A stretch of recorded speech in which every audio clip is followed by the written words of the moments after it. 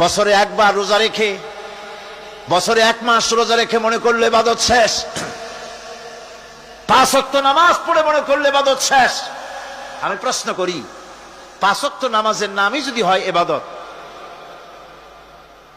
5 ওয়াক্ত নামাজের নামই ইবাদত, এটাই যদি হয়, তাহলে 5 ওয়াক্ত নামাজ পড়তে সময় লাগে কত? উজু টুজু করে বড় জোর 1-1.5 ঘন্টা সময় লাগে 5 ওয়াক্ত নামাজ পড়তে। তো এর নাম যদি হয় ইবাদত, তার অর্থ কি দাঁড়াবে?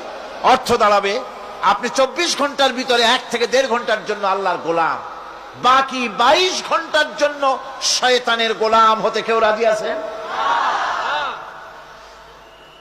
রোজার নামই যদি হয় শুধু ইবাদত, তাহলে তার অর্থ দাঁড়াবে বছরের ভিতরে একটা মাসের জন্য আপনি আল্লাহর গোলাম, আর 11 মাসের জন্য শয়তানের গোলাম হতে কেউ রাজি আছে? তাহলে বিষয়টা কি? বিষয়টা হচ্ছে নামাজ, রোজা, হজ, যাকাতি শুধুমাত্র ইবাদত নয়, আনুষ্ঠানিক ইবাদত তো বটেই, কম্পালসারি ইবাদত তো বটেই, কিন্তু শুধুমাত্র নামাজ, রোজা, হজ, যাকাত ইবাদত শুধুমাত্র নয়, এগুলি হচ্ছে ইবাদতের পার্ট, ইবাদতের অংশ। বরং জীবনের সব ক্ষেত্রে আল্লাহর হুকুমকে মানার নামই হচ্ছে।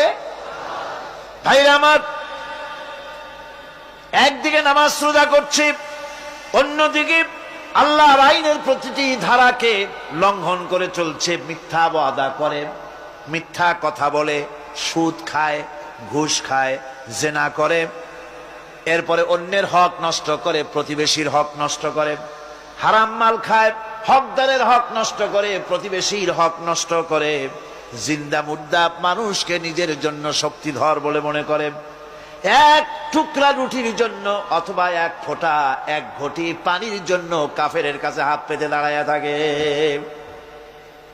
এই যদি অবস্থা হয়, এটাই যদি হয় ঈমান,